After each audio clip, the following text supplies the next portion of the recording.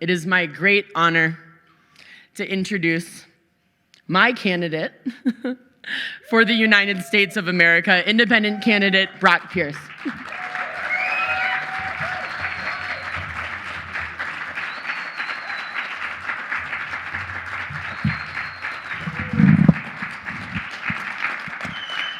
Wow. Wow. What an honor.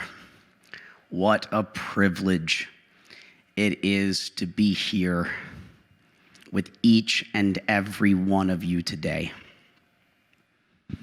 This is a very special moment, a moment we will look back on years from now, a moment of birthing, of bringing real change at a time that the world desperately needs it.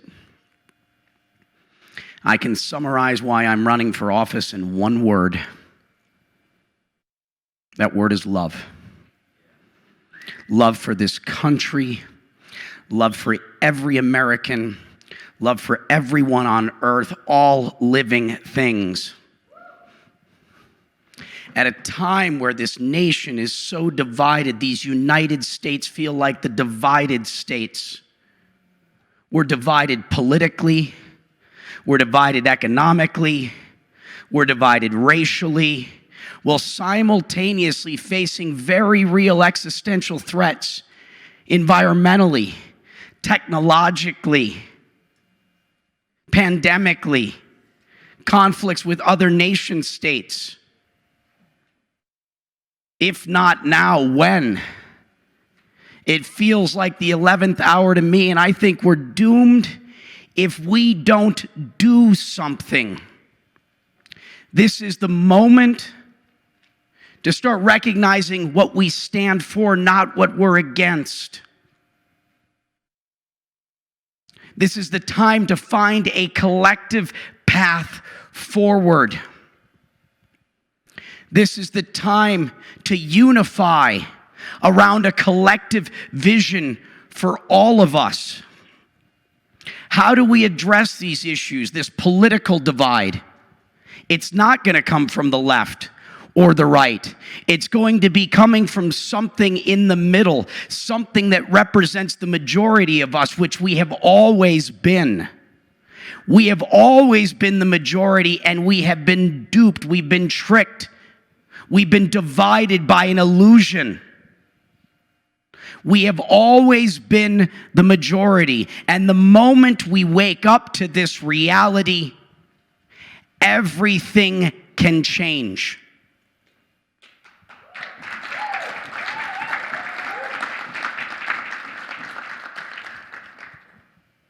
And so the moment we realize our voices do matter, our votes do count, and we don't have to keep voting red or blue. I mean, it's not even new tactics. I keep being asked in these conversations with media, well, what about, being a spoiler or throwing your vote away? I was in Minnesota 3 days ago giving a press conference with former Governor Jesse Ventura, and when the press asked him about throwing votes away, he goes, yeah, like the 38% of Minnesotans that threw their vote away on me. Oh, wait, we won, mic drop.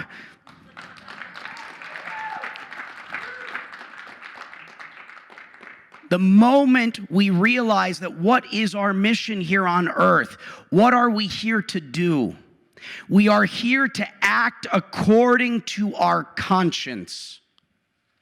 We are here to do whatever we believe is right.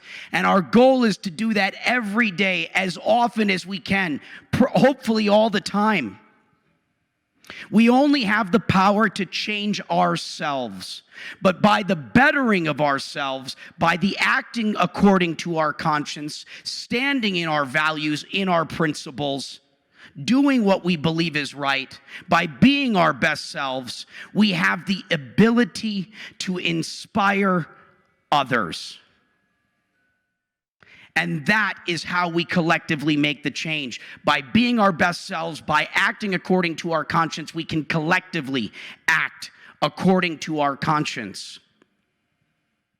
43% of eligible voters are not voting in the presidential election. But it's more like 90 to 92% are not voting in their local elections for city council. We have to understand this right that we've been given, this blessing to be able to vote. It is our civil duty. It is our civil responsibility. The future is going to happen to us, or it's going to happen with us. So let's co-create the future in which we want to live. Let us take responsibility and show up. 50% of the population of the planet is under the age of 35. The youth of this nation are the sleeping giant that don't feel very connected and identified with the choices they have. And when they realize, when they wake up, again, everything can change. And so let's talk about a few of these issues. That's how we get through this political division. What about the economic division? We have a very real economic division in this country. And we're seeing so many signs of it when people feel desperate, when their back is up against the wall, when survival is what it's about. Survival takes precedent over values and principles. We have to find a way to make sure that everyone has their most basic needs met. I'm a technologist in a lot of the things that I've done, and technology is going to be replacing tens of millions of jobs. Automation, artificial intelligence, and robotics, this is happening. And so we have to find a way to create a safety net so that everyone's basic needs are met, so that no one in this country is starving to death. Everyone has access to some form of shelter if they choose, and everyone has access to some form of health care. We don't have a choice. If tens of millions of Americans are in a state of desperation, it does not work. And as a society, how do we measure and define our success? Is it by how the best of us are living? Or is it how all of us are living? No one left behind. You know, thinking and caring for every single American, our brothers and sisters.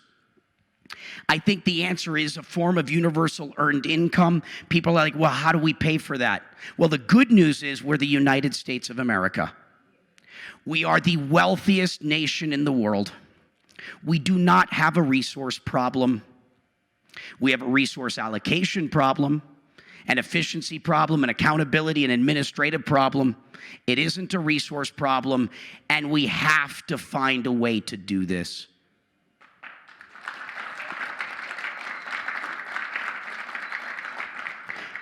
And we got racial division in this country. And I don't have the answer to solving it, but I think I have an answer to starting it.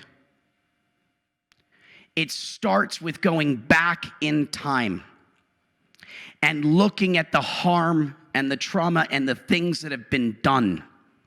It starts with acknowledging. You know, it's taking responsibility. When I make a mistake, I sit down and I say, this is what I did. I made a mistake. I'm sorry. And I learned from it. But you can't really get to that point of healing. You can't find that path forward until we acknowledge the wrongs that have occurred, until we take responsibility for those things. And it starts with the Native Americans and the indigenous. It then follows with the Africans that were brought here without their consent and forced into slavery, and all of the things up to the present moment. We have to acknowledge the past. History, or his story as it's been written by the victors, is a lie, and it's time for the truth. And from there, then everyone can take a seat at the table in the present moment. And we can find a collective path forward that works for all of us. Environmental problems, very real. I don't tend to talk about climate change and global warming because it's become too politicized. and people have become somewhat numb to it. And so I try to bring it a little bit closer to home, and what I find is resonating with people is we all want clean air. I've not found anyone that disputes that. We all want clean water. And we would all like a clean earth that can provide us with food free of toxins. And it's all connected. It just brings it to something that is much more tangible and hasn't been politicized. Of course, it's about the environment, and the environment is changing, and we have to do as much as we can. And again, it comes back to each and every one of us taking personal responsibility. We all have to just continue to do our best work, and through that, by acting according to our conscience, others can see we lead by example. We got a whole host of issues. I want to move into, call it vision. Where are we going? What is America's 5-year plan? What is America's 25-year plan? Do we have a plan? I think that might be the problem. When you don't have an aim, you wander aimlessly. You'll often go in circles, as Albert Einstein is credited with saying. The definition of insanity is doing the same thing over and over again, expecting a different result. So let's take a look at how have we historically measured our success as a nation. How have we defined it? Historically, it's been by growth and GDP. I think that's the closest thing. The goal is to grow infinitely, endlessly. Let's just keep growing blindly. And that is the problem. We have to take a step back and reevaluate the way that we define our success as a nation, because there's a couple problems with growth. One is it assumes infinite resources, which we've known for quite a while we don't have. And it's creating so much conflict. For me to win, you have to lose, and therefore we're always, fighting because we're trying to grow and there's just not enough room. It also doesn't differentiate between positive and negative growth. The American people being sick creates a lot of growth. Locking people up in prison creates a lot of growth. Hurricanes and forest fires create growth. But is that the growth we wish? Is that the growth that we want? So I think we need to take a step back, and I like the intention the founders of this nation had for us: life, liberty, and the pursuit of happiness. What if we started to define and measure our success by life? Did you know life expectancy in this country is in decline, despite all the advancements in medicine, science, and technology? What if we started to define and measure our success and elect our government and held them accountable to our life expectancy? Policy, private sector, everything would change. The air, the water, all these things we're talking about. And we'd start to have real wealth. Real wealth being our health. What about liberty? We're supposed to be the land of the free, after all.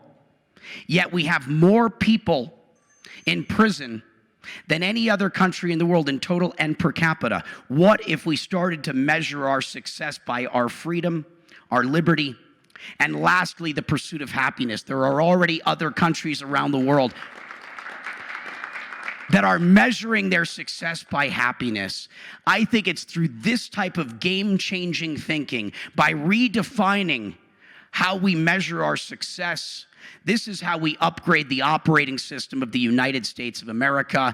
And I think we need to be having these types of conversations. Coming out of the Great Depression, World War I and World War II, this country was able to come together around a unified vision. And the moment is coming again for us to do that. The messages that have been shared this morning, I'm so honored, so grateful to be here with each and every one of you. And I want to remind you again, this is not about me. This is about us. Everything I do is for each and every one of us. I'm happy to serve in whatever capacity I'm called to. From president to janitor or anything in between, I am here to support you in every way I possibly can. Together we rise. Teamwork makes this collective dream work. Thank you.